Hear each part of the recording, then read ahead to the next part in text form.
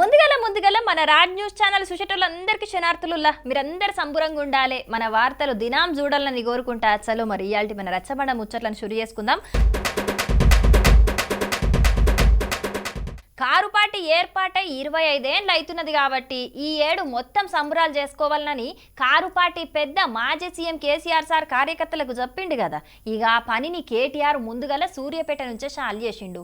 ఇవాళ సూర్యాపేటలో పెట్టిన సభలో కేటీఆర్ ఏం మాట్లాడిండు, ఏం కథ పురాగర్చుకుందాం.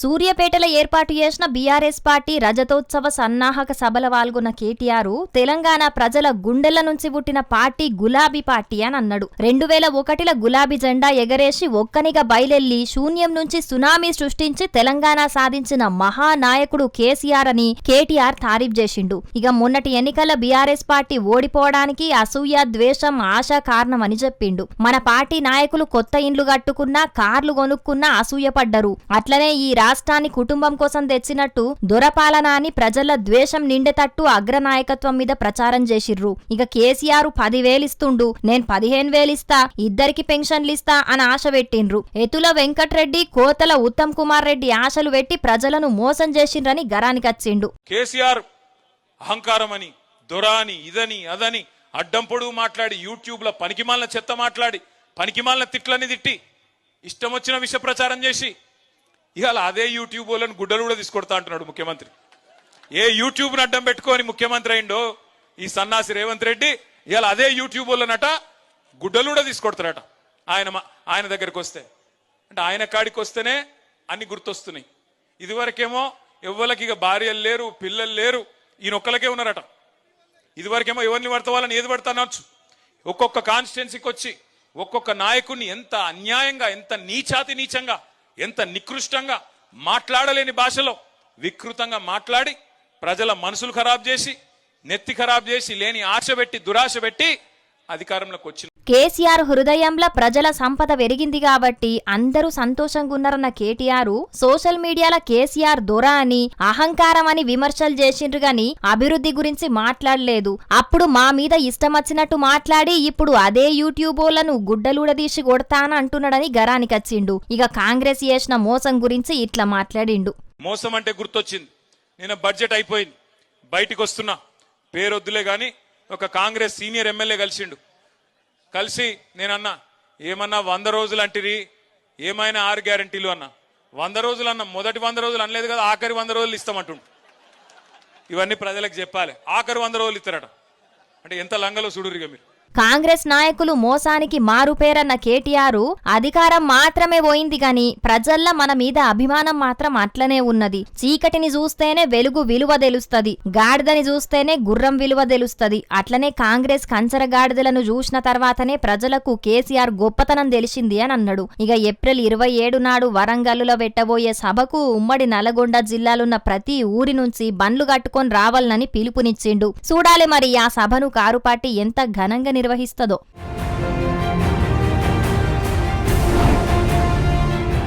సీఎం రేవంత్ అన్నను కొంతమంది జనాలు అడ్డమైన తిట్లు తిడితే వీటిని డైరెక్ట్ గా పోస్ట్ చేసినందుకు జర్నలిస్టులతో నట్టుగా ఆ మాటలు ఇన్నోళ్ళని సుతం అరెస్ట్ చేసి జైలు వేసిన ముచ్చట్లు నిన్న మొన్న చూసినాం కదా.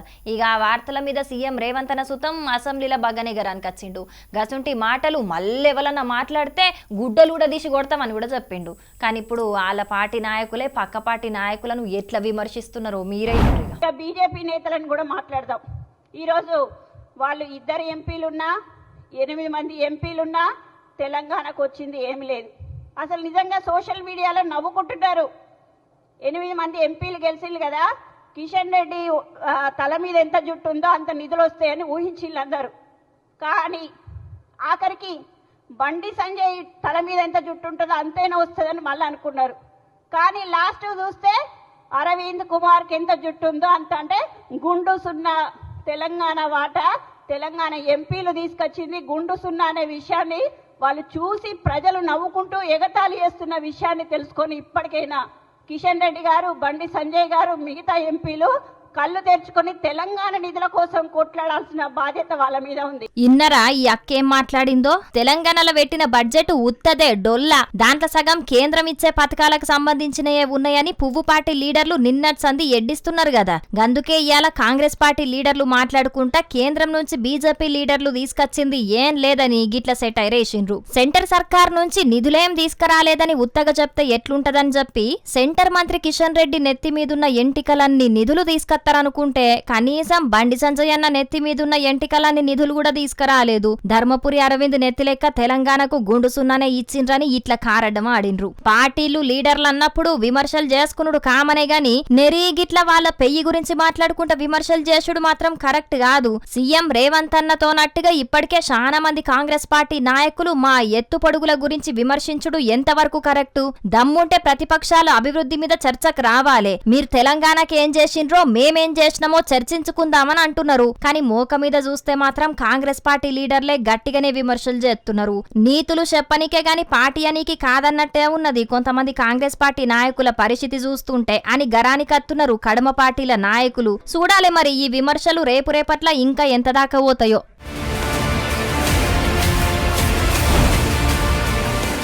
తలపున వారుతుంది గోదారి మన శెలుక ఎడారి అని తెలంగాణ రాష్ట్రం ఏర్పడక ముందు వాడుకునేది. తెలంగాణ వచ్చినాక తాగునీళ్లకు సాగునీళ్లకు కరువు లేకుండా అయింది.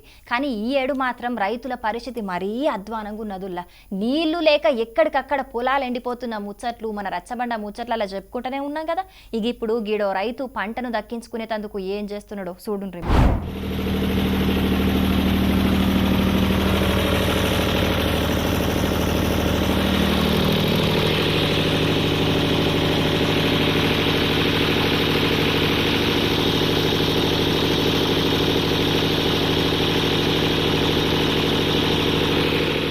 నీళ్లందక పొలాలు ఎండిపోతున్న వార్తలు దినాం చూస్తూనే ఉన్నాం గాని ఇప్పుడు కరెంటు కోతలు చేయంగా బోర్లు బాయిల కిందున్న పొలాలు సుతం ఎండిపోతున్నాయట. గందుకే జనరేటర్లు పెట్టుకుని పొలాలకు నీళ్లు వారించుకుంటున్నారు రైతులు. రాజన్న సిరిసిల్ల జిల్లా ఆవునూర్ పోద్గల్ శివారుల 7 ఎకరాల వ్యవసాయ భూమిని చిన్ని అంజిరెడ్డి అనే అన్న కౌలుకు తీసుకొని పొలమేసిండట. పొట్టకొచ్చినాక ఇప్పుడు నీళ్లు జాలక ఎండిపోయే పరిస్థితి వచ్చిందని ఇట్లా జనరేటర్లు పెట్టుకొని మరి నీళ్లు వారించుకుంటున్నాడట. తలాపున నీళ్లున్నా దూపకేడ్చినట్టే ఉన్నది మా పరిస్థితి అని అక్కడ రైతులు బాధపడుతున్నారు. కాంగ్రెస్ ప్రభుత్వం కరువుల ప్రభుత్వం. కాంగ్రెస్ ప్రభుత్వం అంటేనే కరువుల కోత, కరెంటు కోత. ఇది రైతులకు ఈరోజు చూసినట్టయితే రోజు 2,000 రూపాయల ఖర్చు, డీజిల్ ఖర్చు పెట్టుకొని జనరేటర్లు నడిపించుకుంటే కానీ పొలం బారే పరిస్థితి లేదు. ఇచ్చే 10-12 గంటల కరెంటును కూడా మళ్ళీ కొరతలు పెట్టడం వల్ల ఈరోజు మా రైతు అంజిరెడ్డి జనరేటర్ తెచ్చుకోకపోతే ఆయన పొలం ఎండిపోయే పరిస్థితి. 7 ఎకరాల భూమి ఉన్నది. ఏం చేసుకుంటారు? ఈరోజు రైతుకు పక్కనే చెక్ డ్యామ్ పెట్టుకున్నారు, పక్కనే మిడ్ మానేర్ ఉంది. కానీ ఈరోజు ఇంత ఘోరమైన పరిస్థితి అంటే ఇది ముమ్మాటికి ప్రభుత్వ నిర్లక్ష్యం. ఇక్కడ చేతగాని వ్యవస్థ, చేతగాని నాయకత్వం ఉన్నది. చేతగాని వ్యవస్థలో ఇక్కడ ఉన్న అధికారులు కానీ, మంత్రులు కానీ, కరీంనగర్ జిల్లా మంత్రులు కానీ డ్యామ్లలో 1000 టీఎంసీలు 100 టీఎంసీల నీళ్లున్నప్పటికీ పక్కన పొలం ఎండిపోతుందంటే మీరు అర్థం చేసుకోండి ఈరోజు ఎంత చేతగాని వ్యవస్థ ఉన్నది. ప్రభుత్వం కానీ, ప్రభుత్వంలో ఉన్న అధికారులు కానీ, మంత్రులు కానీ సిగ్గు తెచ్చుకోవాలా. ఇన్నరా అలా బాధ ఏందో. పక్క పొంచి మిడ్డు మానేరున్నా మా పొలాలు మాత్రం పారించుకునే పరిస్థితి లేదు. అసలుకు అధికారులు మంత్రులు ఎవ్వరు పట్టించుకోకపోవట్లా రైతులు నష్టపోతున్నారని గరానికి వచ్చిర్రు అక్కడ రైతన్నలు. ఎన్నికల సభల్లా అప్పటి సీఎం కేసీఆర్ చెప్పినట్టే ఈ కాంగ్రెస్ ప్రభుత్వం వచ్చి రైతు బంధుకు రామ్ రామ్ చెప్పింది. కరెంటును కాటగల్పిందని బాధపడుతున్నారు రైతులు.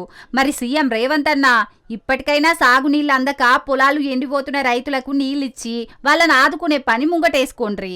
లేకుంటే రైతుల గోస తగులుతుంది అంటున్నారు పంటలాగమైతున్న రైతులు. చూడాల మరి సీఎం రేవంత్ అన్న ఏం చేస్తాడో.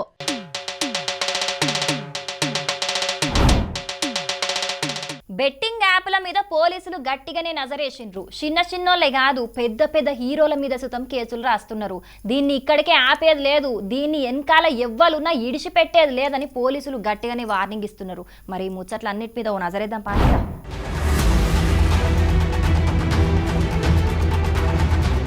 బెట్టింగ్ యాపుల గురించి ప్రచారం చేస్తున్న 11 మంది మీద కేసులు రాసిన పోలీసులు ఇయాల ఇంకొందరి మీద కూడా కేసు రాసిండ్రు. బెట్టింగ్ యాపులు జయంగా చాలా మంది నష్టపోతున్నారని ప్రమోద్ శర్మ అనేటాయన ఫిర్యాదు చేస్తే ఇయాల మియాపూర్ పోలీస్ స్టేషన్ల దగ్గుబాటి రానా, మంచులక్ష్మి, విజయ్ దేవరకొండ, ప్రకాష్ రాజు, ప్రణీత, శ్రీముఖి, రీతు చౌదరి, యాంకర్ శ్యామల, అనన్య నాగళ్లతో నట్టుగా నీతు అగర్వాల్, విష్ణుప్రియ, వర్షిని, సిరి హనుమంతు, వసంతి కృష్ణన్, శోభా శెట్టి, అమృత చౌదరి, నయని పావని, నేహా పఠాన్, పద్మావతి, పండు, ఇమ్రాన్ ఖాన్, హర్ష సాయి, బయ్య సన్నీ యాదవ్, టేస్టీ తేజ, బండారు సుప్రీత ఇట్లా మొత్తం 25 మంది మీద కూడా కేసులు పెట్టిండ్రు. ఇక కేసులైనయన్న ముచ్చట తెలిసి ప్రకాష్ రాజ్ గీ వీడియో విడుదల చేసిండు.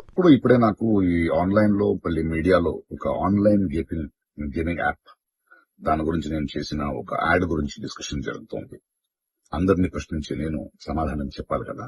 అది ఒక 2016 ఒక 9 years బ్యాక్ ఇలాంటి ఒక యాడ్ నా దగ్గరకు వచ్చింది. నేను చేశాను నిజం. ఆ తర్వాత కొన్ని నెలల్లోనే అది తప్పని నాకు అర్థమైంది.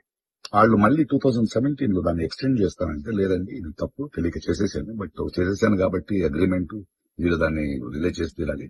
బట్ 2017 నుంచి మీరు వాడకూడదు, నేను రాను అని చెప్పేసి దాని తర్వాత అలాంటి ఏ గేమింగ్ యాప్స్ నేను చేయలేదు. అది 9 ఏళ్ల కింద చేసిన యాడ్. అది తప్పని తెలిసిన తర్వాత మళ్ళా ఇసుంటి వాటిని నేనెప్పుడు కూడా చెయ్యలేదు. యువకులెవ్వలు ఇసుంటి బెట్టింగ్ యాప్లను నమ్మి మోసపోవద్దని పిలుపునిచ్చిండు. అటు విజయ్ దేవరకొండ చట్టం ప్రకారం అనుమతున్న గేమ్స్ కు మాత్రమే ప్రచారం చేసిండని ఆయన టీం చెప్పింది. టాలెంట్ మీద ఆధారపడ్డ గేమ్స్ కే విజయ్ ప్రకటనలు చేసిండు. అది కూడా అనుమతున్న ప్రాంతాల్లో మాత్రమే విజయ్ ప్రచారకర్తగా పనిచేసిండని చెప్పిర్రు. ఏ 23 సంస్థతోని విజయ్ చేసుకున్న ఒప్పందం పోయినేడుతోని అయిపోయింది. ఇప్పుడు దాంతోని ఏ సంబంధం లేదని అన్నారు. ఈ ముచ్చటిట్లుంటే అటు మెట్రో రైళ్ల సుతం ఈ ఆన్లైన్ గేమ్ల గురించి ప్రచారం చేసిండ్రు. మరి దాని సంగతేందని కొంతమంది సోషల్ మీడియాలో ప్రశ్నిస్తున్నారు.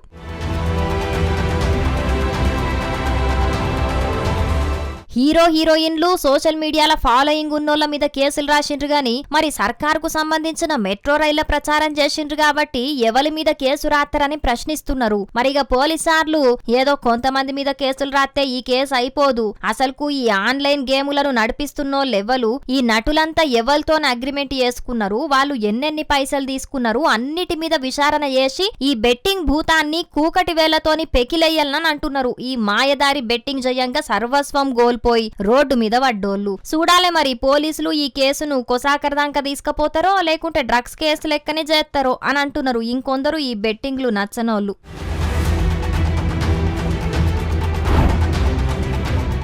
ట్రేడ్ లైసెన్స్ లేదని చెప్పి మొన్నట్ల సిరిసిల్లాల కేటీఆర్ పేరుతో నడుపుతున్న టీ స్టాల్ ను లేవట్టి అవతల వారేసిన ముచ్చట మన రచ్చబండ ముచ్చటాల చెప్పుకున్నాం కదా.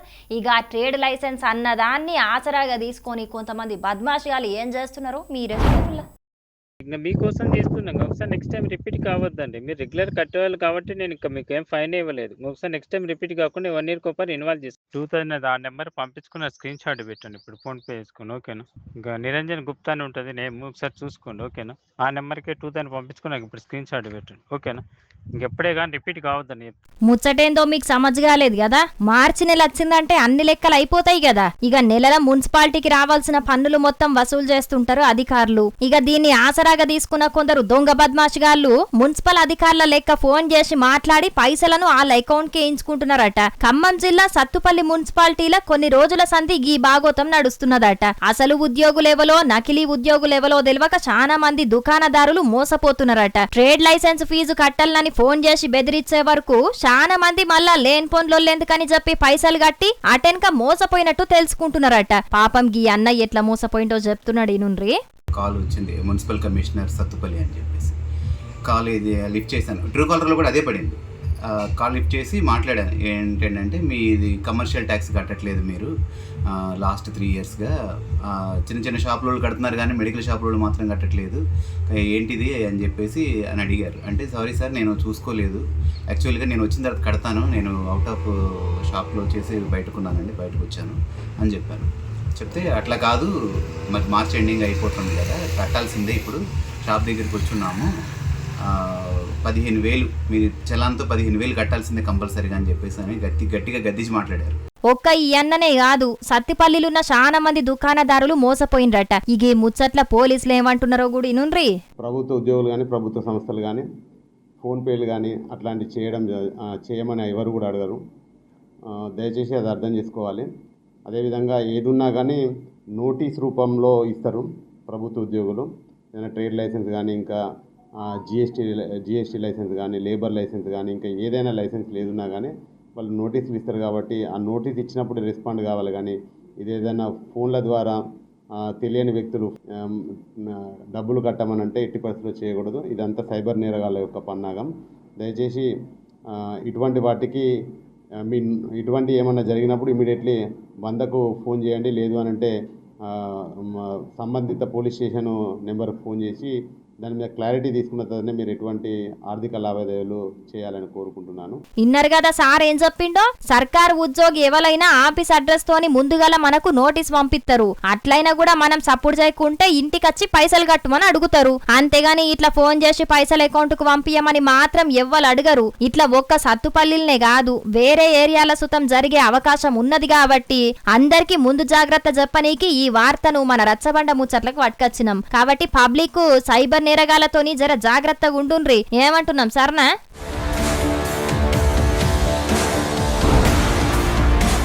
పల్లెలే దేశానికి పట్టుకొమ్మలు. గ్రామ స్వరాజ్యం సాధించినప్పుడే దేశం బాగుపడుతుందని గాంధీ మహాత్ముడు ఎప్పుడో చెప్పిండు. ఇక దేశానికి స్వాతంత్రం వచ్చి గిన్నేళ్ళైనా ఇంకా పల్లెలు పల్లె లెక్కనే ఉన్నాయి. గందుకే ఆ పల్లెల సుతం అభివృద్ధి పనులు చెయ్యాలని సెంట్రల్ సర్కార్ సుతం నిధులు బగ్గనే మంజూరు చేస్తుంది. అట్లా గిడొక ఊళ్ళే సీసీ రోడ్ల కోసానికి నిధులు మంజూరు చేస్తే అక్కడి పెద్ద మనుషులు ఏం చేస్తున్నారో చూడురు.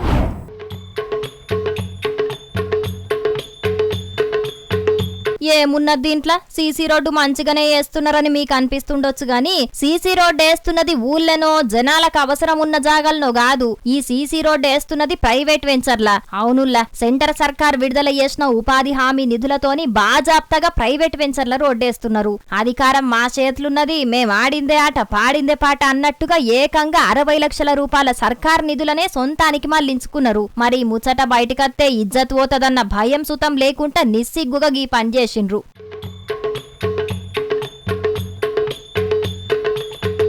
అసలు ముచ్చట ఏందంటే, వికారాబాద్ జిల్లా తాండూర్ నియోజకవర్గంలో 4 మండలాలున్న ఊళ్ళల్లా 34 సీసీ రోడ్డు పనుల కోసానికి 2 కోట్ల రూపాయలు మంజూరైనయట. ఇక దీంట్లో యాలాల మండలం కోకట్ గ్రామంలో సీసీ రోడ్డు పనుల కోసం 60 లక్షల నిధులు కేటాయిస్తే ఆ పైసలతోని జనాలకు అక్కరకచ్చే రోడ్లేయాల్సిన అధికారులు అధికార పార్టీ నాయకుని వెంచర్ల రోడ్డేస్తున్నారట. ఇదేందని ఆ ఊరి పంచాయతీ కార్యదర్శిని అడిగితే నాకేం తెలియదు, మీదుండే అధికారులకే తెలుసని అంటున్నాడు. రాజుల సొమ్ము రాళ్ల పాలని వెనకటి సామెతలిన్నాం గాని ఇప్పుడు మాత్రం ప్రజల సొమ్ము అధికార పార్టీ నాయకుల పాలు అని చెప్పుకోవాల్సి వచ్చేటట్టున్నది. పోన్రి, ఇవాళ ప్రైవేటు వెంచర్ల రోడ్డేయించుకున్నారు. రేపట్ల కరెంటు స్తంభాలు, వీధి లైట్లు, నల్ల కనెక్షన్లు సుతం సర్కార్ నిధులతోనే వేయించుకుంటారో ఏం కథనో తెలియదు గాని మరిగా జిల్లా కలెక్టర్ సారు సర్కార్ మంజూరు చేస్తున్న నిధులు బరాబర్ ఖర్చు అవుతున్నాయా లేదా అనేది విచారణ చెయ్యుండ్రి. ఇది బయటికి వచ్చింది కాబట్టి తెలిసింది. ఇట్లా బయటికి రాని ఇంకా ఎన్నున్నాయో ఏందో. మీరు దృష్టి పెట్టకుంటే సర్కారు సొమ్ము ఇట్లా కార్యకర్తల పాలైతదని అంటున్నారు అక్కడి జనాలు. చూడాలి మరి ఈ ముచ్చట్ల అధికారులు ఏం చర్యలు తీసుకుంటారో.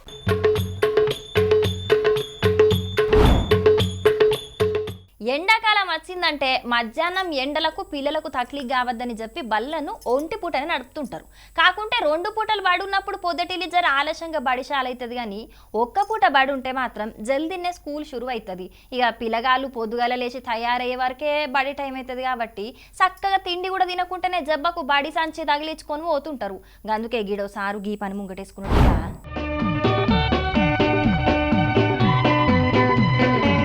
పొద్దటిలి ఇంటికాడ ఏం తినకుండా బడికత్తే ఆకలికి వాళ్ళేం చదువుకోలేరని చెప్పి గీసారు పొద్దటిలి నాస్తా పెట్టే ఉపాయం చేసిండు. శ్రీ సత్యసాయి జిల్లా ఓబులదేవర చెరువు మండలం డబురువారి ఊళ్ళున్న సర్కార్ బళ్లే పాఠాలు చెప్పే నాగరాజు సారు ఈ బడికచ్చే పిల్లలందరినీ సొంత పిల్లల లెక్క భావించుకొని ఈ కార్యం షురు చేసిండట. సత్యసాయి జిల్లా ఓడిసి మండలం డబురువారిపల్లిలో పనిచేస్తున్న నేను ఉపాధ్యాయుడిగా పనిచేస్తున్నాను. ఈ రోజు నుంచి మా పాఠశాలలో ఉదయం పూట విద్యార్థులకు అల్పాహారం అందించాలనే ఉద్దేశంతో ఈ కార్యక్రమాన్ని ప్రారంభించాము. ఎందుచేతనంటే ఉదయం పూట విద్యార్థులు ఏది తినరాకుండా వస్తున్నారు. అలాగే మన ప్రభుత్వం వారు మధ్యాహ్న భోజన పథకం 12 గంటలకు ఇస్తున్నారు. ఈలోగా విద్యార్థులు ఏది తినరాకుండా డైరెక్ట్గా స్కూల్కి వస్తా అంటే ఆ ఇబ్బందులను నేను చూసి దాంతో విద్యార్థులకు ఉదయం పూట అల్పాహారం రోజు ఒక మెను, ఈరోజు ఇడ్లీ, ఉప్మా, పులిహోర, పొంగల్, ఇలా రోజు ఒకటి ఈ సమ్మర్ హాలిడేస్ అయిపోయేంత వరకు, అంటే ఉదయం పూట స్కూల్ అయిపోయేంత వరకు అందించాలని కార్యక్రమాన్ని మొదలు పెట్టాను. ఇన్నరా సర్కార్ పెట్టే భోజనం మధ్యాహ్నం 12 గంటలకు ఉంటది. పొదటిల్లి 7 గంటలకే తినకుంట బడికచ్చే పిల్లలు అప్పటిదాకా ఆకలికి అవస్థ పడద్దని చెప్పి సొంత పైసలతోని రోజుకో తీరు టిఫిన్ పెట్టేందుకు నిర్ణయం తీసుకున్నాడట. ఈసారి తీసుకున్న నిర్ణయాన్ని పిల్లలతోనట్టుగా వాళ్ళ తల్లిదండ్రులు సుతం తారీఫ్ చేస్తున్నారు. ఈసారు దయగల్లుడు కాబట్టి ఈ బల్లె చదివే పిల్లలకు పెడుతున్నాడు. మరి రాష్ట్రంలో ఉన్న కడమ స్కూళ్లలో చదివే పిల్లలు కడుపు మార్చుకొని చదువుకోవాల్సిన పరిస్థితే ఉన్నది కాబట్టి సర్కారే ఆలోచన చేసి రాష్ట్రంలో ఉన్న అన్ని సర్కార్ స్కూళ్లలో పొద్దటిల్లి టిఫిన్ సుతం పెట్టాలని అంటున్నారు పిల్లల తల్లిదండ్రులు. చూడాలి మరి ఈ ముచ్చట్ల మంత్రి నారా లోకేష్ సారు ఏం ఆలోచన చేస్తాడో.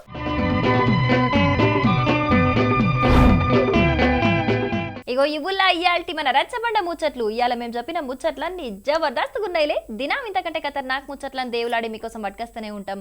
కాబట్టి మన రాజ్ న్యూస్ ఛానల్ను మరవకుండా చూస్తూనే ఉండండి. సరేనా? ఉంటామల్లా. నమస్తే.